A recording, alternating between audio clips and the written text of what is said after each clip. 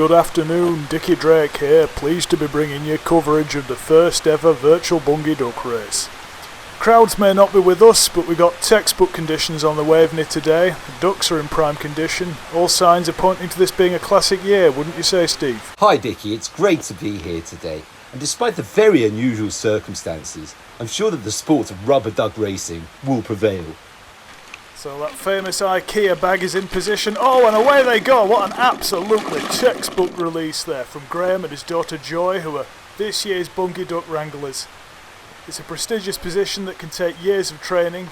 You've got to know how to keep a cool head in the white-hot adrenaline of the Bungay duck race, and these two are exemplary at it. Absolutely textbook work from Graham there.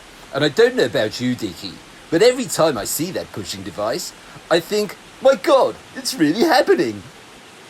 Absolutely, Steve, and I'm very pleased to say that the pushing device is the only thing propelling those ducks along today.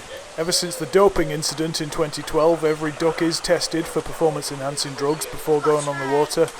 It's a painless procedure with a small swab inserted into the beak, and every duck you see today has passed that test.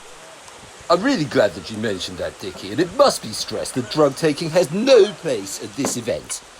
Some people say that cheats never prosper, but what about the ones who took drugs and what? Just going to interrupt you for a second there, Steve, if you don't mind, to give the ladies and gentlemen a few of our famous quick facts, or should I say quack facts. 2020, we've had an incredible 527 ducks enter the race, raised 1,234 quacking quid for Falcon Meadow, and managed to have yet another totally streaker-free race. They'll be happy with that.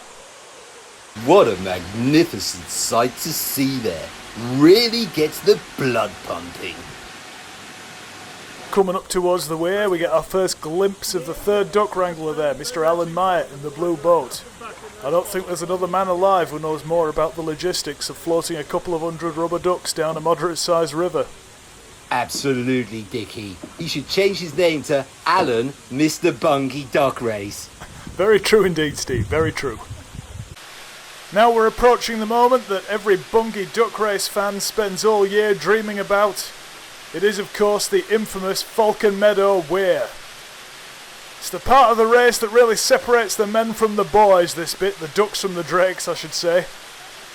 Seeing what can only be described as a deluge of ducks plummeting over the furious white water of the Waveney. Well, certainly gets my blood racing. How about you, Steve?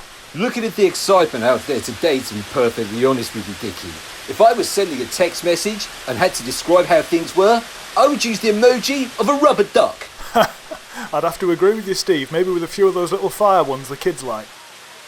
And oh my word, there they go! That weir is absolute carnage! This is pure duck soup. Now, of course, this is the point where early leaders can easily get jostled to the back and where your plucky underdogs, or underducks I should say, can really take the lead. So while we're just watching those ducks go plummeting over, just time for a bit of etymology. The word weir is, according to Google, of Old English extraction and originally meant a dam, fence or enclosure, specifically used for catching fish.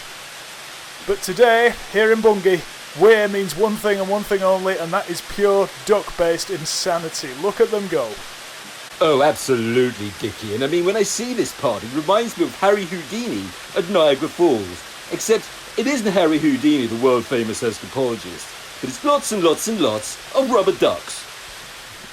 Interesting to hear, Steve. While we're watching this unfold, just a quick mention of the sponsors who made this race possible: Giddens and Thompson, Bungay Coop, Fen Farm Dairy, Trans Am Trucking, Gold Star Fencing and Bungay Film Club for the prizes, and promotional support from Musk and McIntyre Estate Agents, Whitemans of Bungay and Rosedale Funeral Homes. Oh, I did that all in one.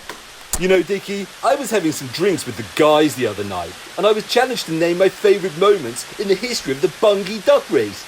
I mean, how am I supposed to do that? My head literally exploded. It's a challenge and a half, Steve, I can't deny it. I could probably narrow mine down to maybe top 15, but nothing smaller than that. And so, Steve, after what I think we can all agree has been an absolute emotional roller coaster of a race, we head towards the finish line. You can see a clear leader bobbing out in front there. Whoever bought that little fella, this'll be a day they'll remember for the rest of their lives. And if we head to the drone, we can see Alan waiting at the finish there in his trusty blue boat. And there's not a dry eye in the house as those plucky little ducks jostle towards him. In amidst the excitement at the end, it's important to remember that in amongst the pond scum and algae, there may be tadpoles. And it's very, very, very important that no future frogs are harmed. And so the moment we've all been waiting for is here. Alan reaching in there. Or is he? And there we go. The winner's in. Second place. Third place. Someone give those ducks a pat on the beak.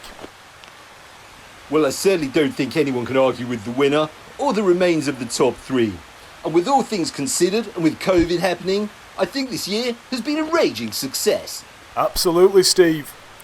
And with that memorable finale under our belts, it's time for me, Dickie Drake, and my co-host, Steve Mallard, to bid you farewell until the 2021 Bungay Duck Race. Stay safe, and we'll see you next time.